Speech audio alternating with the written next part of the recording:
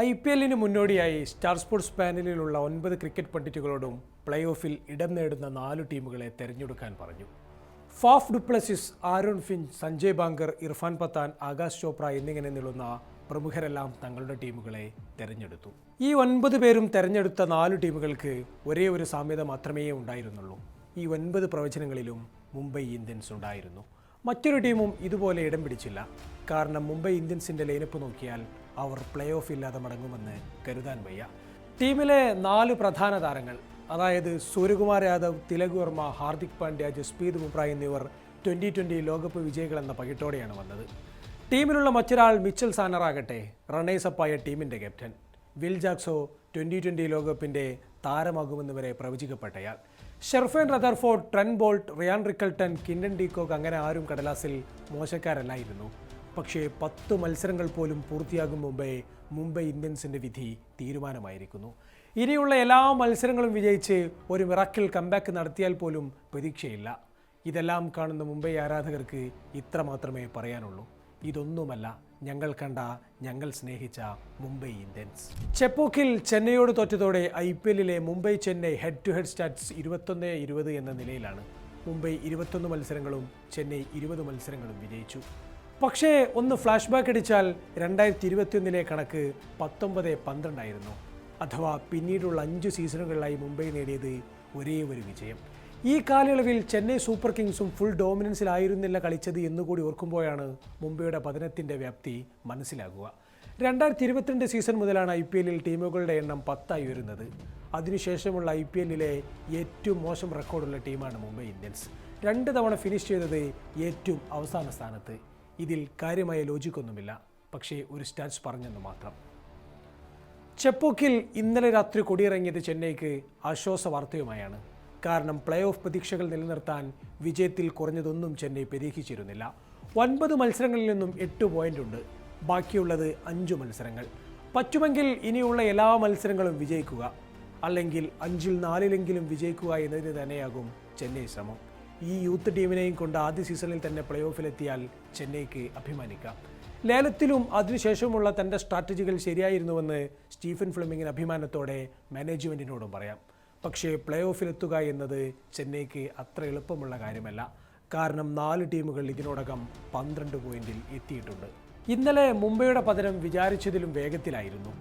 Will ജാക്സനെ Anshul Kamboj തുടക്കത്തിലെ മടക്കിയെങ്കിലും നമൻധിറും റിയാൻ റിക്കൽട്ടനും ക്രീസിൽ ഉറക്കാൻ നോക്കി. ഇരുവരും ചേർന്ന് 32 പന്തിൽ 58 റൺസ് ചേർത്തു. 5 സിക്സറുകളുമായി മികച്ച ടച്ചിലായിരുന്ന റിക്കൽട്ടനെ ഔട്ടാക്കി നൂർ അഹമ്മദാണ് ഈ കൂട്ടുകെട്ട് പൊളിക്കുന്നത്. പക്ഷേ പിന്നീടെത്തിയ സൂര്യകുമാർ യാദവ് ഏറെ മത്സരങ്ങൾക്ക് ശേഷം താൻ ടച്ചിലാണെന്ന് തോന്നിച്ചു. അതോടെ മുംബൈക്ക് പ്രതീക്ഷകൾ ഉയർന്നു തുടങ്ങി. 10 ഓവർ അവസാനിക്കുമ്പോൾ മുംബൈ 90-2 എന്ന ശക്തമായ നിലയിലായിരുന്നു. പക്ഷേ സൂര്യകുമാർ യാദവിനെ അരങ്ങേറ്റക്കാരനായ രാമകൃഷ്ണ ഘോഷ് ഡെവാൾഡ് ബ്രേവ്സിൻ്റെ കൈകളിലെത്തിച്ചതോടെ കാറ്റ് മാറുവീശി തുടങ്ങി. സൂര്യകുമാർ വലിയ ഫ്രസ്ട്രേഷനിലാണ് ഡഗൌട്ടിലേക്ക് തിരിച്ചു നടന്നത്. അതോടെ മുംബൈയുടെ റൺ റേറ്റിലും ഇടിവ് തട്ടി തുടങ്ങി.